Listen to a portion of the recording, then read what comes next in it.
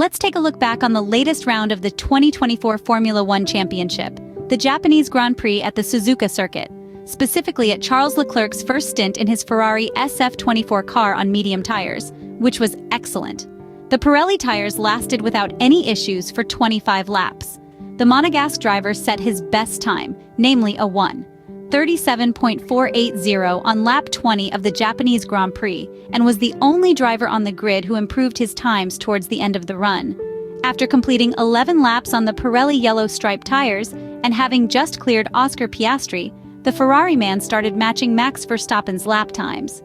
The world champion's lap times, unlike Charles Leclerc's, tended to become slower. As we emphasized in our analysis of the Japanese weekend, Ferrari's imperfect qualifying had a significant impact on the final race result at the Suzuka circuit. Starting from the 8th spot on the grid greatly affected Charles Leclerc's race.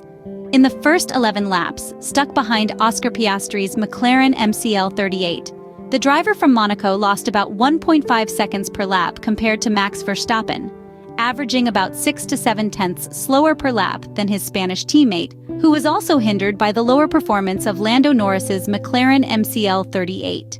After stopping around mid-race to allow mechanics to replace his compounds with a brand new set of hard tires, the Ferrari driver completed his personal masterpiece.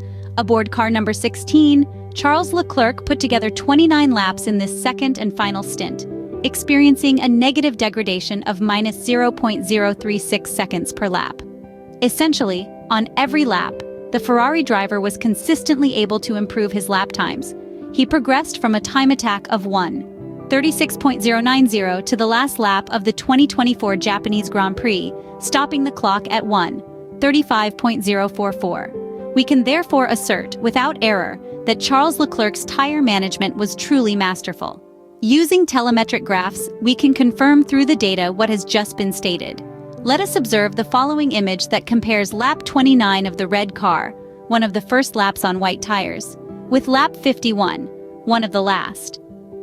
First and foremost, it is evident that the top speeds at the end of all the straights and generally at mid-corner are higher towards the end of the race, where Charles Leclerc is able to keep his foot on the accelerator later, modulates the throttle less, and the engine RPMs are slightly higher, about 300 revolutions per minute more, in the last phase of the race.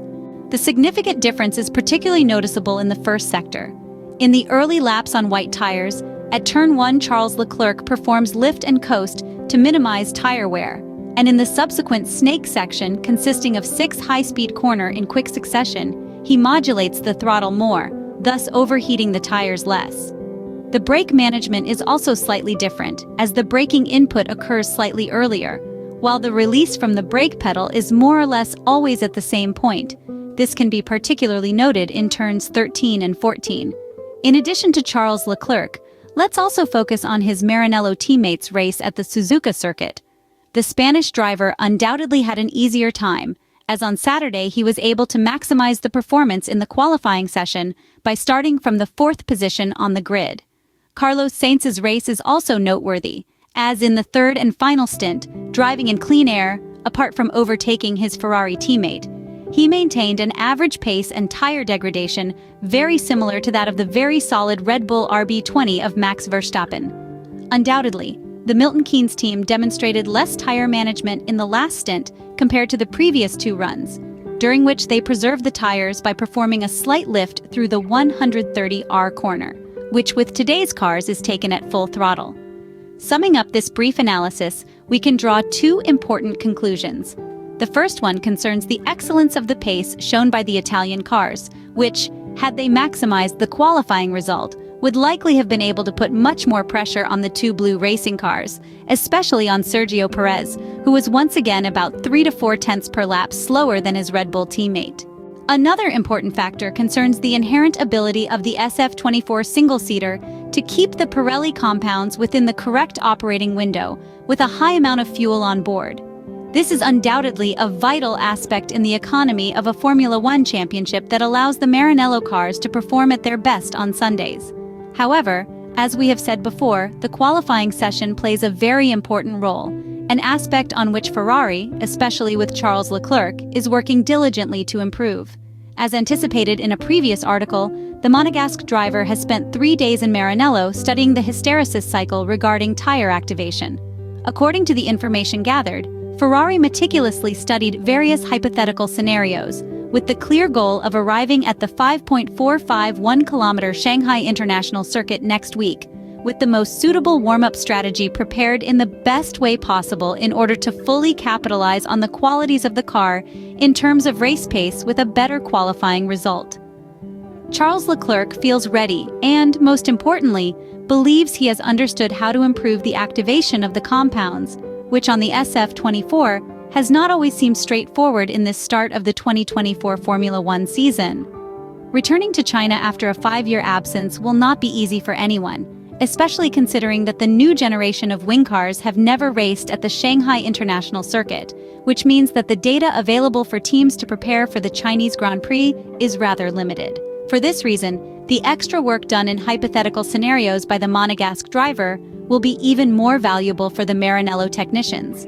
A technical knowledge accumulated by the Ferrari driver in order to maximize the performance of the compounds in qualifying and to overcome these difficulties that Charles Leclerc has encountered in the early stages of the 2024 Formula One competitive campaign.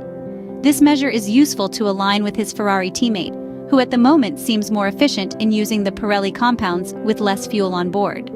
Thinking that one could be afraid of opponents when in the first 4 races of the 2024 Formula One season you've achieved 3-1-2 finishes is at best laughable. Yet, at Red Bull, nothing is left to chance, even though the start of the championship was also focused on managing some controversial off-track situations that seemed to shake a structure that appeared truly unshakable. Scuderia Ferrari has been the only one so far, since the Brazilian Grand Prix in 2022, to beat the Milton Keynes cars. The last time it happened was just a few weeks ago at the Albert Park Circuit in Melbourne, on a track that challenges the front axle. And it's right there that the SF-24 cars made the difference, leading the Italian side to win its first race of the season with Carlos Sainz, and even achieving an amazing 1-2 finish thanks to Charles Leclerc's second place. In less than 7 days, the World Championship Series will continue and conclude its tour in the Asian continent with the Chinese Grand Prix, scheduled from April 19th to 21st. The Shanghai track will be another very important test bench for Red Bull, which will try to further extend its lead over rivals to immediately gain a good margin and fly towards the titles. However, there is another important aspect not to be underestimated.